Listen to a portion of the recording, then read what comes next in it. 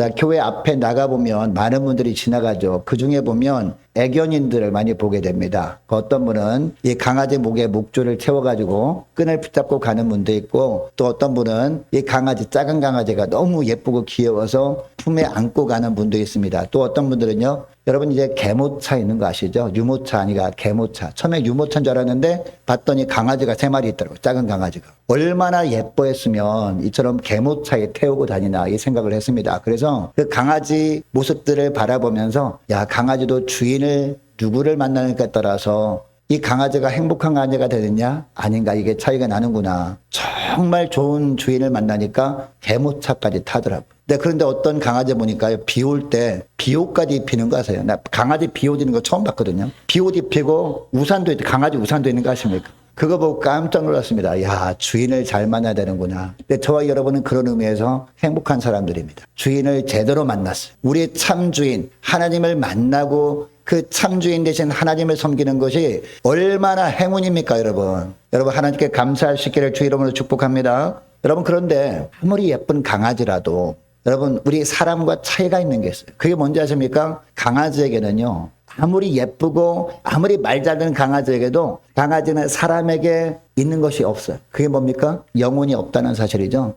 아무리 예쁘고 말 잘 듣는 강아지도 이 땅에 있는 동안에 주인만 즐거워하다가 죽으면 끝인 거예요. 그래서 죽으면 그때는 너무나 슬프지만 이 슬픔이 오래가지 않잖아요. 근데 다른 강아지 입양해서 또 키우게 되면 슬픔이 금방 사라지지 않습니까? 그래서 사람은 다르죠. 사람은 죽을 때까지 잊어버리지 않잖아요. 부모님 돌아가신 다음에 여러분 죽을 때까지 있습니까? 있지 않죠. 왜 그런지 아십니까? 영혼이 있는 존재고 사람은 죽으면 끝나는 존재가 아니기 때문이에요. 사람의 죽음이라는 것은 정거장에 불과하죠. 죽는 순간에 어떤 일이 벌어집니까? 우리 육신과 영혼이 분리가 돼요. 그러니까 우리 육신은 어디로 갑니까? 흙으로 돌아갑니다. 그래서 화장해서 뿌리기도 하고 묻기도 하고 또 매장하기도 하는 거죠. 자, 그런데 이 영혼이 남아있잖아요. 그 영혼은 어디로 가요? 죽음 이후에 시작되는 영원한 세계에서 살게 되는 겁니다. 그 영원한 세계는 두 나라밖에 없잖아요. 어떤 나라, 어떤 나라요? 천국과 지옥밖에 없거든요. 예수 믿고 천국에서 영생을 누리면서 사느냐, 아니면 예수 믿지 않은 것 때문에 지옥에서 영원토록 사느냐, 고통스러워 사느냐, 이 차이가 있다라는 겁니다. 자, 더 중요한 차이가 있어요. 사람은 하나님의 형상으로 지음받은 존재다라는 사실입니다. 그러면 하나님의 형상대로 지음받았다는 것은 여러분 어떤 의미일까요? 하나님께서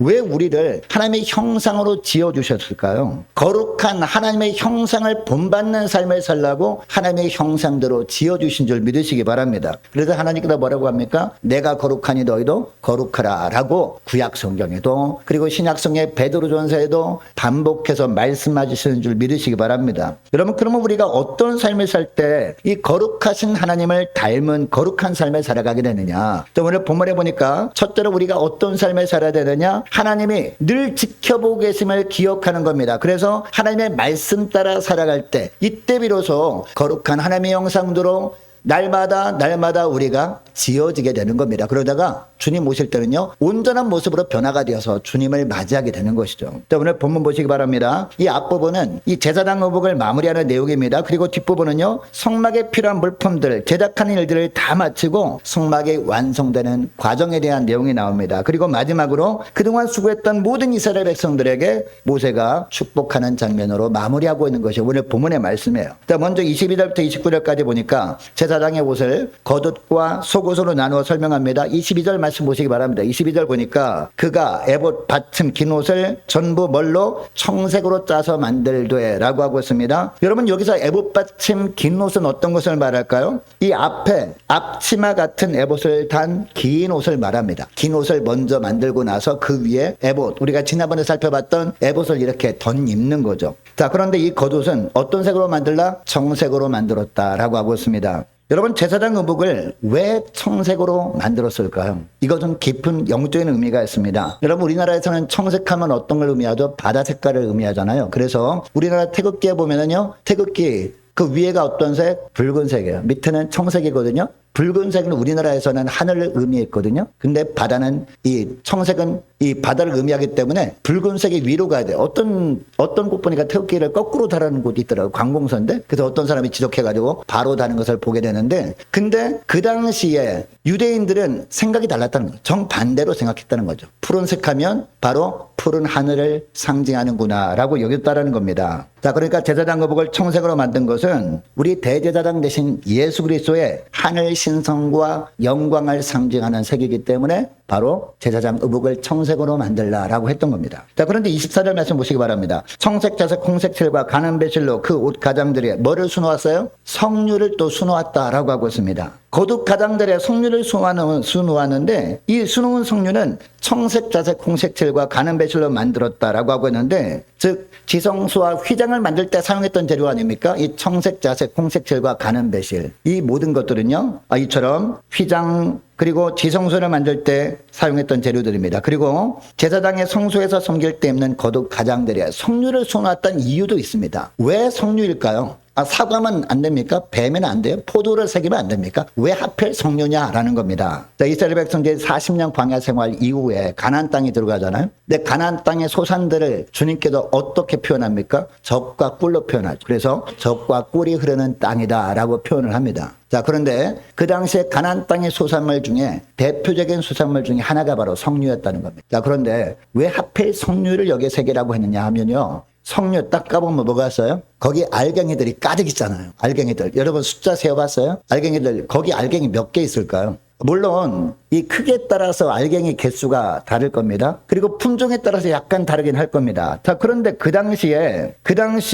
그 유대인 전통에 의하면 이 성류는 613개의 알을 품고 있다라고 여겨졌습니다. 자, 그런데 왜 하필 613개 이 씨를 품고 있다라고 여겼느냐? 율법 조항도 몇 개였을까요? 613개였다라는 것이죠. 그러니까 이 성류를 수놓아 이렇게 만들라라고 한 것은 제사장이 의복을 딱 입은 것을 보면 밑에 보면 성류가 쫙 새겨져 있잖아요. 둘러가면서 그 새겨진 것을 보면서 율법 조항 613개고 성류 씨앗도 613개 들어있잖아요. 그러니까 무엇을 생각하는 겁니까? 하나님의 말씀에 순종하게 되면 이처럼 풍요로운 축복을 하나님이 주신다라는 것을 의미하는 거죠. 왜냐하면 이 성류의 상징도요, 풍요와 번영을 상징하는 거거든요. 자, 그러니까 우리가 어떻게 할 때 주님께서 풍성한 축복을 주신다? 주님의 말씀대로 행하며, 이런 의미가 바로 성류를 새기라라는 의미라는 것이죠. 자, 그리고 성류를 히브리어 원어로 보면 림몬이라는 단어입니다. 그런데 이 단어의 어원이 높은 곳을 뜻하는 라맘이라는 단어입니다. 이 라맘이라는 단어에서 림몬,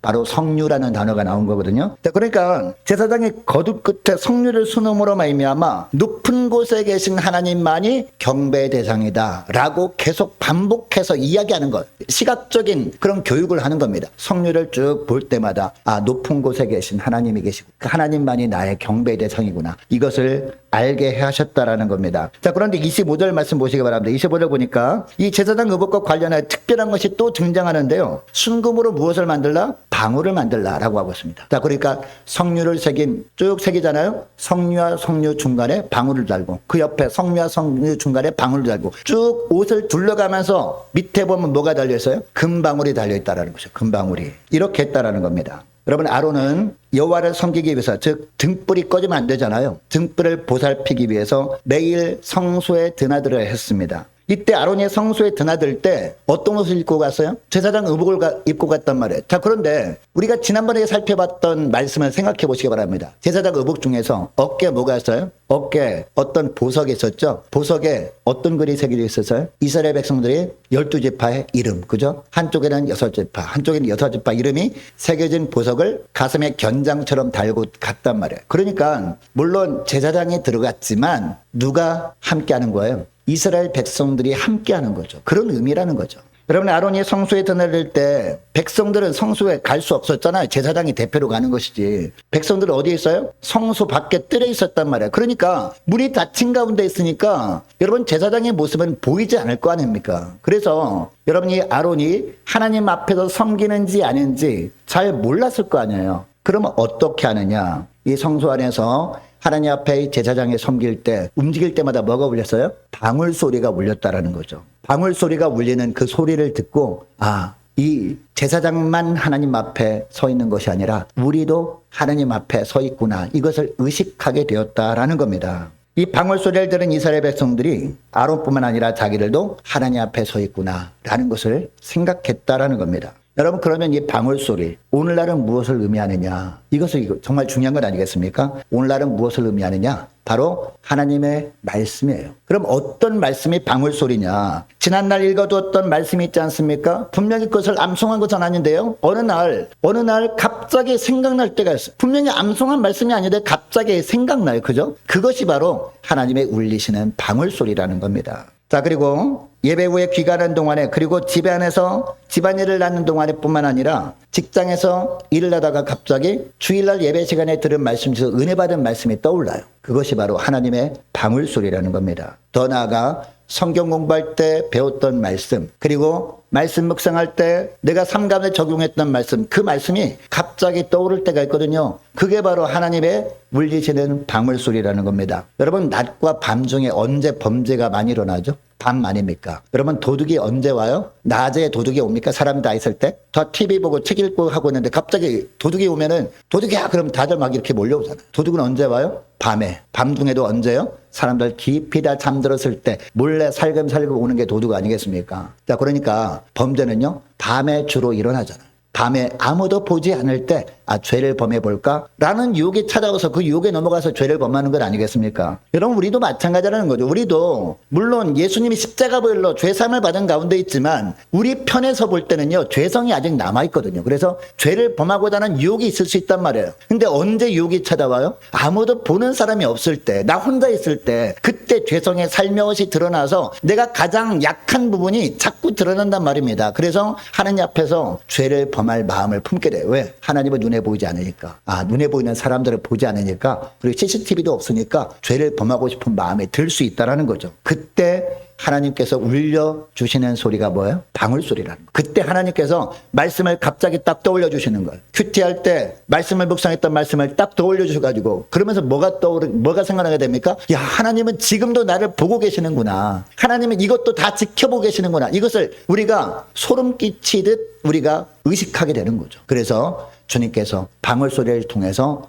경고의 말씀을 하심으로 말미암아 우리를 죄에서 막아주신다. 이 말씀을 하는 겁니다. 여러분, 우리가 경건 하잖아요. 경건이 뭡니까? 사람과 환경만을 의식하는 경건은 참된 경건이 아닙니다. 사람과 환경만을 의식하는 경건은요, 바리새인들이 경건이지 하나님의 자녀들이 참 경건이 아니라는 겁니다. 참 경건은 뭐냐? 우리가 움직이고 행동할 때마다 우리와 함께 하고 계시는 주님께서 울려주시는 방울 소리가 함께하고 있다는 것을 의식하며 살아가는 거. 그래서 사람들이 아무도 보지 않는 가운데서도 날마다 주님께서 울려주시는 그 말씀의 방울 소리를 듣고 죄에 빠지지 않는 거. 주님께서 이 말씀의 방울 소리를 주님께서 방패 삼아 주셔서 우리를 막아주실 때, 죄로부터 막아주실 때 거기에 순종하는 것, 주님의 말씀대로 살아가는 것, 이게 바로 진정한 경건인 줄 믿으시기 바랍니다. 여러분, 이것을 기억하시고 아무도 보지 않는 은밀한 환경에 있을 때마다 죄 유혹이 점점점 강해질 때마다 주님께서 말씀의 방울 소리를 울려주실 때 죄의 소리에는 귀를 닫고 주님이 울려주시는 말씀의 방울 소리에는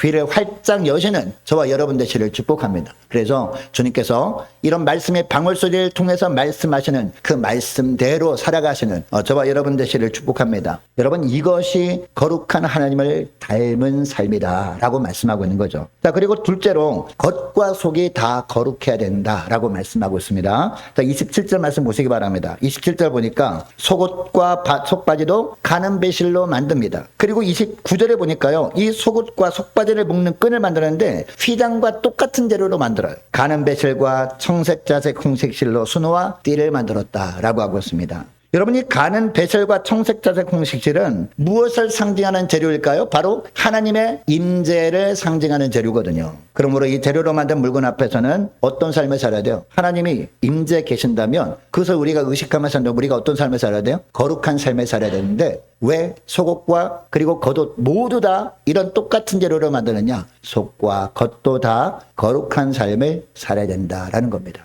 여러분, 그런데 제사장 의복 중에 이처럼 속옷과 속바지까지 이런 재료를 가지고 만들었던 이유가 뭘까요? 겉만 거룩해서는 안 된다는 겁니다. 사람들은 겉모습을 보잖아요. 그래서 겉모습을 보고 야, 괜찮네, 거룩해 보이네 라고 하지만 주님은 뭘 보세요? 속 마음까지도 보신다라는 거죠. 여러분, 심지어 제사장에 했던 사무엘도 겉모습만 보고 하나님께서 다윗의 형제들 중에서 이새의 아들들 중에서 기름 부은 왕을 삼으라고 했을 때 겉모습만 봤잖아, 사무엘도. 그렇다면 우리는 얼마나 더 겉모습만 볼까요? 그러나 우리 하나님은 그렇지 않다는 겁니다. 하나님은 뭘 보세요? 마음의 중심을 보신다, 속까지 다 보신다라고 말씀하시는 거죠. 즉 모든 영역이 다 거룩해야 된다라는 겁니다. 왜 이처럼 겉과 속이 다 거룩해야 하느냐? 하나님은 사람들이 눈에 보지 않는 것까지도 다 살피시는 하나님이시기 때문이라는 겁니다. 사랑하는 여러분, 여러분은 혹시 겉모습은 사람들이 눈에 드러나니까 거룩한 삶을 사는 것 같은데 마음속에는 여전히 이 더러운 죄악이 거하도록 속은 여전히 더러운 모습 그대로 방치해두고 있지는 않습니까? 이게 사람들, 손님이 갑자기 집에 찾아오면 어떡합니까?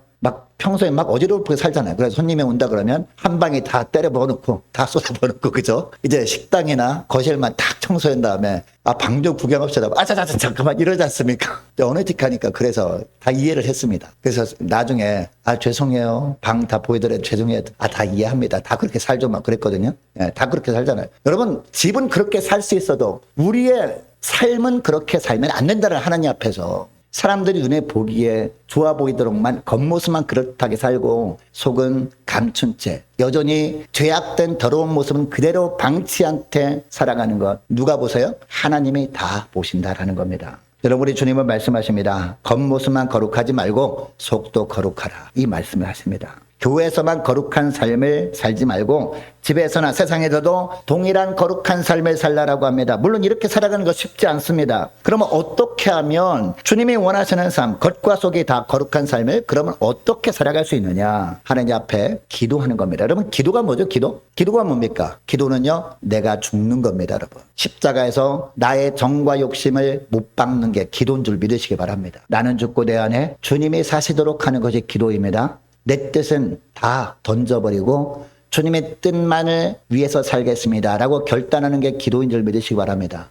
이렇게 할 때 내 안에 나의 욕심은 다 사라지고 주님의 십자가 보혈로 다 주님께서 깨끗하게 청소해 주시고 내 안에 주님의 뜻만이 가득하게 되는 거거든요. 그렇게 할 때 보혈의 능력으로, 성령의 능력으로 우리가 겉과 속이 거룩한 삶을 살아지게 되는 겁니다. 내 힘으로 되는 것이 아니라 성령의 능력으로 되어지는 것이다 라는 겁니다. 여러분, 이것을 기억하시고 늘 기도와 겸손으로 철저히 무장된 가운데 살아가시는 저와 여러분 되시기를 축복합니다. 더욱 날마다 주님 앞에 십자가에 엎드려서 기도하는 것을 게을리하자는 여러분 되시기를 바랍니다. 그때 주님께서 주시는 보혈의 능력으로, 성령의 능력으로 겉과 속이 주님의 형상다운 모습으로 거룩한 삶을 살아내는 저와 여러분이 삶이 되어질 수 있기를 축복합니다. 그리고 마지막 하나입니다. 자, 오직 예수 그리스도 이름을 의지하고 하나님 보좌 앞으로 날마다 나아가는 겁니다. 이것을 말씀하고 있어요. 자, 30절 말씀 보시기 바랍니다. 30절 보니까 순금으로 무엇을 만들라? 패를 만들라라고 하고 있거든요. 자, 순금으로 패를 만든 다음에 거기에 뭘 쓰라? 어떤 글을 쓰는데 그게 뭐예요? 여호와께 성결이라는 패를 만들라. 그것도 어떻게 새기라라고 하고 있습니까? 도장을 새기듯이 새기라. 지워지지 않도록 하라는 거죠. 여러분, 도장 지워집니까, 여러분? 도장을 새겼어요. 도장 팠어요. 근데 도장이 물론 한 50년, 100년 쓰다 보면 이렇게 마모될 수는 있겠지만 지워지지 않잖아요. 그죠? 지워지게 되면 그게 무슨 도장입니까? 이처럼 도장처럼 새기라라고 하는 것은 절대 지워지지 않도록 여호와께 성결이라고 쓰라라는 겁니다. 그리고 그 패를 청색끈으로 제사장의 성소에 들어갈 때마다 머리에 쓰는 관 전면에 답니다. 자, 관을 씁니다. 관을 이렇게 써서 제사장이 관을 써서 성소에 들어가거든요. 근데 관 전면에 어디에? 이마 여기에 딱 금패를 이렇게 딱 묶고 들어가는 거예요. 금패 뭐가 새겨졌어요? 도장처럼 여호와께 성결이라고 쓰여져 있었다는 겁니다. 이렇게 한 이유가 무엇이냐? 31절 하반절에 그 이유가 나오는데요. 여호와께서 모세에게 명령하신 대로 행하였더라라고 하잖아요. 계속 반복해서 말씀하잖아요. 하나님께서 이렇게 말씀하셨기 때문에 이렇게 하셨다라는 겁니다. 여러분은 아무리 제사장이 하나님 앞에 나갈 때 속죄제를 드리고 하나님 앞에 나가잖아요. 그리고 회개함으로 나가지 않겠습니까? 회개함으로 나갔다 할지라도 회개하지 못한 죄가 여러분 있을까요, 없을까요? 당연히 있겠죠. 회개하지 못한 죄악들이 제사장에게 남아있을 수 있습니다. 그런데 하나님은 거룩하신 분이잖아요. 회개하지 못한 죄악들을 가지고 나가는 거 주님이 여러분 용납하실까요? 용납할 수가 없습니다. 아이고 하나님, 제가 생각하지 못해서 회개하지 못했습니다. 핑계가 없다니까요. 우리가 생각나는 것들은 회개할 수 있죠. 근데 생각나지 않는 건데 어떻게 회개합니까? 그죠? 그럼에도 불구하고 그것도 하나님은 그냥 내버려두지 않는다는 겁니다. 하나님은 거룩하신 분이기 때문에 성경에 보면 죄를 범한 즉 죽으리라 라는 말씀이 있잖아요. 그러니까 회개하지 못한 죄악을 품고 주 앞에 무엇을 드리기 위해서 나간다면 그 죄 때문에 죽임이나 당하지 그것을 하나님이 받지도 않으시고 그 사람도 받지 않으신다라는 겁니다. 자, 그럼에도 불구하고 여러분 만약 그렇다고 해서 생각나지 않은 죄는 회개하지 못한 가운데 있고 여전히 회개하지 못한 죄를 가지고 나갔다고 해서 여러분 하나님이 안 받아주셨다면 제사장이 성소에 드나들지 못했을 거 아닙니까? 근데 성소에 다 계속 드나들었잖아요. 무엇 때문이에요? 이 관 때문이라 여호와께 성결이라는 금패, 이 금패를 딱 달고 나갔기 때문에 회개하지 못한 죄악을 여전히 가지고 주 앞에 나간다 할지라도 이 여호와께 성결이라는 금패, 이것을 보시고 받아주신 거죠. 여러분 이것을 보면 하나님은 어떤 하나님이심을 알게 됩니까? 하나님은 용서의 하나님이시구나 라는 것을 알게 됩니다. 자, 그리고 하나님은요 은혜의 하나님이시구나 라는 것을 알게 됩니다. 또 하나님은 성결의 하나님이시구나 라는 것을 우리가 깨닫게 됩니다. 여러분 제사장의 성소에 들어갈 때 머리에 쓰는 관에 붙였던 여호와께 성결이라는 패, 자, 그럼 오늘날은 뭘 말할까요? 오늘날은 무엇입니까? 오늘날은 다른 것이 아니라 바로 예수 그리스도의 이름이에요. 이겁니다. 왜냐? 오늘날 여호와께 성결, 즉 하나님 앞에 온전히 거룩한 분은 누구밖에 없기 때문에 예수님밖에 없기 때문에요. 우리는 아무리 거룩하려고 애를 써도 온전하게 거룩한 삶을 살아갈 수가 없어요. 하루 종일 회개만 해. 그리고 평생 동안 회개만 해. 그렇다고 할지라도 회개하지 못한 죄가 더 많다니까요. 이게 바로 우리의 모습이라는 거죠. 그런데 주님께서는 태어나는 순간부터 죄가 없이 태어나셨어요. 이 땅에 있는 동안에도 죄 없는 삶을 사셨습니다. 할렐루야. 그래서 그 예수님의 이름만이 이처럼 여호와께 성결이라는 패가 될 수 있다라는 겁니다. 자, 그래서 오늘날 우리도 하나님 보좌 앞에 나갈 때 물론 회개한 다음에 가는 거죠. 회개한 이후에 갑니다. 근데 여전히 우리도 어떻습니까? 회개하지 못한 죄악들을 여전히 가지고 나가는 거거든요. 그럼에도 불구하고 주님께서 우리를 어떻게 용서하십니까? 우리가 예수 그리스도의 이름을 가지고 나갈 때, 예수 그리스도의 이름으로 나갈 때 주님께서 우리를 용서하시고 우리를 받아주신다라는 것을 오늘 본문을 통해서 보여주고 있는 겁니다. 자, 그리고 우리를 받아주실 뿐만 아니라 우리에게 하늘의 은혜로 채워주시는 좋으신 하나님이시는 것을 오늘 본문을 통해서 말씀하고 있습니다. 여러분 이 은혜를 입고 사는 자라면 우리에게 예수 그리스도의 이름이 있다는 것이 얼마나 다행인지 몰라요. 우리가 예수 그리스도의 이름으로 나갈 때 주님이 받아주실 뿐만 아니라 주님께서 우리에게 필요한 은혜를 누르고 흔들어 넘치도록 부어주시는 그 좋으신 하나님이시라는 우리가 안다면 그 하나님 앞에서 우리가 어떤 삶을 살아가야 돼요? 모든 상황 속에서 이 주님의 은혜를 우리가 늘 기억하며 은혜에 감사하면서 그 감사 찬양을 하며 주 앞에 우리가 살아가야 된다는 겁니다. 여러분 이것을 기억하시고 자 무엇보다도 자 우리는 이 땅의 그 어떤 피조물보다 다른 존재들입니다. 하나님의 형상대로 지음받은 존재들입니다. 이것을 기억하고요. 무엇보다 내가 거룩하니 너희도 거룩하라 라고 말씀하신 것처럼 정말 우리 주님의 형상다운 거룩한 삶을 추구하며 살아가시는 저와 여러분 되시기를 축복합니다. 자, 기도하겠습니다. 하나님 아버지 감사합니다. 주님께서 저에게 생명 주시고 이 땅에 보내실 때 이 땅의 수많은 피조물들 중에서 특별히 하나님의 형상으로 보내주셨음을 오늘 말씀을 통해서 알았사오니 예수 그리스도의 십자가 보혈의 공로로 하나님의 형상을 회복시켜 주셨다는 것도 알았사오니 내가 거룩하니 너희도 거룩하라 라고 하신 말씀처럼 거룩한 주님의 형상이 회복된 자답게 거룩한 삶을 사는 저희들 다 되게 하여 주옵소서. 무엇보다 구약시대 때 제사장의 거듭 가장자리에 달린 금방울 소리를 통해 하나님의 임재를 지속적으로 경고하셨던 것처럼 오늘날 강단을 통해 선포되는 말씀과 암송했던 말씀과 묵상했던 말씀이 생각나게 하시는 방법으로 죄성을 드러내실 때마다 말씀의 금방울 소리로 하나님의 다 보고 계심을 깨닫게 하심을 기억하며 더욱더 말씀을 가까이 하는 저희를 될 수 있도록 은총 내려 주옵소서. 또한 겉과 속이 온전히 거룩한 삶을 사는 저희를 되게 하시고 예수 그리스도 이름으로 하나님 보좌 앞에 나갈 때 여전히 죄 가운데 있지만 예수 그리스도의 이름 때문에 하나님께서 저희들을 만나주시고 또 하나님 앞에서 살아가도록 은혜 베풀어 주신 것에 감사하며 오직 하나님의 영광만을 위해서 사는 저희들 다 될 수 있도록 은총 내려 주옵소서. 감사드리오며 우리 주 예수 그리스도 이름으로 기도드리옵나이다. 아멘.